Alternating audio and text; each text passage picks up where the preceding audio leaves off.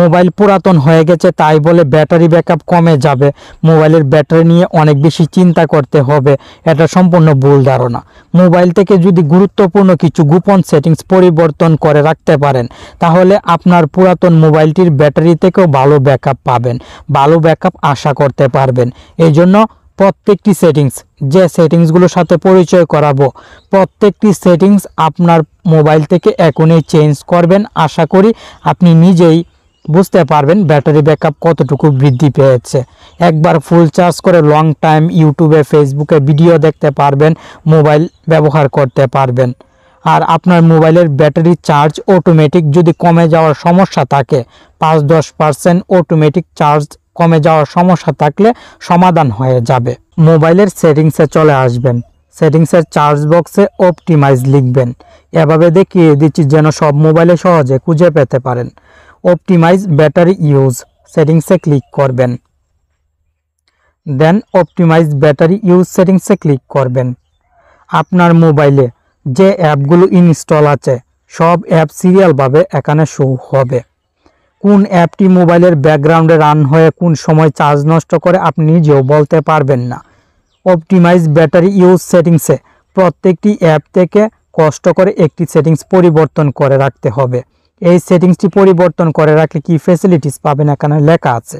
Automatically optimise power usage when apps are draining battery the background. মোবাইলের ব্যাকগ্রাউন্ডে run হয়ে যদি কোনো অ্যাপ চার্জ নষ্ট করে তাহলে সেই অ্যাপটি অটোমেটিক অপটিমাইজ হয়ে ব্যাকগ্রাউন্ড থেকে বন্ধ হয়ে যাবে। এই জন্য অ্যাপের নামের উপরে চাপ দিয়ে অটো অপটিমাইজ সিলেক্ট করে দিতে হবে। এভাবে আপনি প্রত্যেকটি অ্যাপের নামের উপরে চাপ দিয়ে অটো অপটিমাইজ সিলেক্ট করে দিবেন। হয়তো একটু সময় লাগবে, কষ্ট হবে, কিন্তু একবার এই সেটিংসটি করতে পারলে আপনার মোবাইলে একবার চার্জ করে বেশি সময় ব্যবহার করতে পারবেন, কোনো অ্যাপ ব্যাটারি চার্জ নষ্ট করতে পারবে না। মোবাইলের চার্জ বক্সে আবার অপটিমাইজ লিখবেন, অপটিমাইজ ব্যাটারি ইউজেস সেটিংসটি আসবে। আপনি অপটিমাইজ ব্যাটারি ইউজেস সেটিংসে ক্লিক করবেন। Close battery draining apps. আমার মোবাইলের 3টি অ্যাপ চার্জ নষ্ট করছে ব্যাকগ্রাউন্ডে রান হয়ে, এখন অটোমেটিক টিকমার্ক থাকবে এখানে, টিকমার্কটি অবশ্যই রাখবেন, সেভ পাওয়ারে চাপ দিবেন। এই সেটিংসটির কাজও কমপ্লিট। ব্যাকে চলে আসবেন, মোবাইলের সেটিংসের চার্জ বক্সে লিখবেন ওয়াইফাই অ্যান্ড। ওয়াইফাই অ্যান্ড লিখলে ওয়াইফাই অ্যান্ড ব্লুটুথ স্ক্যানিং সেটিংসটি পেয়ে যাবেন। আপনি এই সেটিংসে চলে আসবেন, wifi scanning Bluetooth scanning on থাকবে, অফ করে দিবেন। আপনি হয়তো মোবাইল থেকে নোটিফিকেশন প্যানেল থেকে ওয়াইফাই ব্লুটুথ সবসময় বন্ধ করে রাখেন যেন চার্জ নষ্ট না করতে পারে, কিন্তু মোবাইলের ভিতরে এই দুইটি সেটিংস অন আছে ফলে ওয়াইফাই এবং ব্লুটুথ কিন্তু চার্জ নষ্টই করে। আপনি এখান থেকে দুইটি সেটিংস অবশ্যই বন্ধ করে রাখবেন, তাহলে আর ওয়াইফাই ব্লুটুথ স্ক্যান হয়ে মোবাইলের চার্জ নষ্ট করতে পারবে না। এখন আবার মোবাইলের সেটিংসের চার্জ বক্সে টাইপ করবেন সফটওয়্যার আপডেট। আপনার মোবাইলটি 1 বছরের বেশি পুরাতন হলে আপডেট দেওয়ার সময় সতর্ক থাকবেন, কারণ পুরাতন মোবাইলে অনেক সময় আপডেট দিয়ে বিভিন্ন সমস্যা তৈরি করে। অফিস কোম্পানিগুলোই বিভিন্ন সমস্যা তৈরি করে যেন আপনি নতুন ফোন কিনেন। আমার একটি মোবাইল আপডেট দিয়ে 12টা বেজে গেছে। আপডেট রিলেটেড অলরেডি একটি ভিডিও আপলোড করেছি, আপনি ভিডিও ডিসক্রিপশন বক্স থেকে অবশ্যই দেখতে পারেন, তাহলে আপডেট নিয়ে আর সমস্যা হবে না। কিভাবে আপডেট দিতে হয় সঠিক নিয়মে দেখতে পারবেন।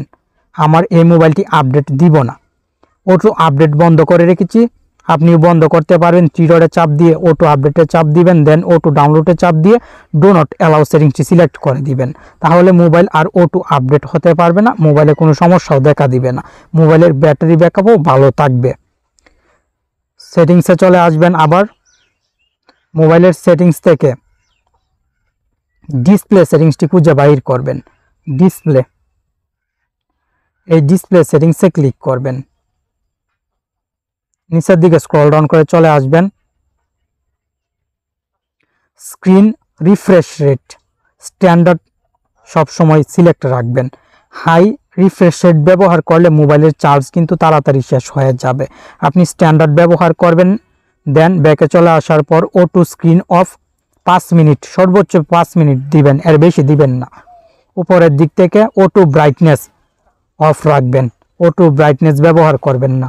আপনার যতটুকু ব্রাইটনেস প্রয়োজন ম্যানুয়ালি কাস্টমাইজ করে নেবেন। ডার্ক মোড ব্যবহার করার চেষ্টা করবেন, তাহলে মোবাইলের চার্জ কম নষ্ট হবে। ব্যাকে চলে আসবেন, দেন সাউন্ডস অ্যান্ড ভাইব্রেশন সেটিংসে ক্লিক করবেন। Sounds and vibration, vibrate or ring, vibrate or silent, দুইটি সেটিংস বন্ধ করে রাখবেন। এই সেটিংসগুলো অন থাকলে মোবাইলে কল মেসেজ আসলে বুম বুম শব্দ করবে, ভাইব্রেট করবে, যার ফলে মোবাইলের চার্জ তাড়াতাড়ি শেষ হয়ে যাবে। আপনি রিংটোন ভলিউম, নোটিফিকেশন ভলিউম প্রয়োজন হলে কমিয়ে রাখবেন, তবু ভাইব্রেট ব্যবহার করবেন না। ব্যাকে চলে আসবেন, মোবাইলের সেটিংস থেকে গুগল সেটিংসটি খুঁজে বাইর করে গুগল সেটিংসে ক্লিক করবেন। অল সার্ভিসে ক্লিক করবেন, নিচের দিকে স্ক্রল ডাউন করে চলে আসবেন, ডিভাইস সেটিংসে ক্লিক করবেন। Scan for nearby device, এই সেটিংসটি অফ করে দিবেন। Scan for nearby device, গুগলের এই সেটিংস অন থাকলে আপনার মোবাইল সবসময় স্ক্যান করে আশেপাশে কোনো ডিভাইস আছে কিনা, ফলে মোবাইলের চার্জ কিন্তু নষ্ট হয়। আপনি সেটিংসটি বন্ধ রাখবেন। মোবাইলের ব্যাটারি ব্যাকআপ ভালো পাবেন, মোবাইল ফাস্ট স্মুথ ব্যবহার করতে পারবেন যদি মোবাইলে কম অ্যাপ ইনস্টল রাখেন। প্রয়োজনীয় অ্যাপগুলো মোবাইলে ইনস্টল রাখবেন, অপ্রয়োজনীয় অ্যাপ ইনস্টল রাখবেন না। ওয়াইফাই, ব্লুটুথ, হটস্পট সেটিংস কোনো সময় প্রয়োজন ছাড়া অন রাখবেন না। লোকেশন সেটিংসও বন্ধ রাখবেন। আর আপনার মোবাইলে লাইভ ওয়ালপেপার ব্যবহার করবেন না, সবসময় ব্ল্যাক ওয়ালপেপার ব্যবহার করবেন, মোবাইলের চার্জ বেশি সময় থাকবে। আপনি যদি পুরাতন মোবাইলে এই সেটিংসগুলো পরিবর্তন করে নিতে পারেন এবং নিয়মগুলো মেনে মোবাইল ব্যবহার করতে পারেন, তাহলে পুরাতন মোবাইল থেকেও কিন্তু ভালো ব্যাটারি ব্যাকআপ পাবেন। একবার ফুল চার্জ করে বেশি সময় ব্যবহার করতে পারবেন।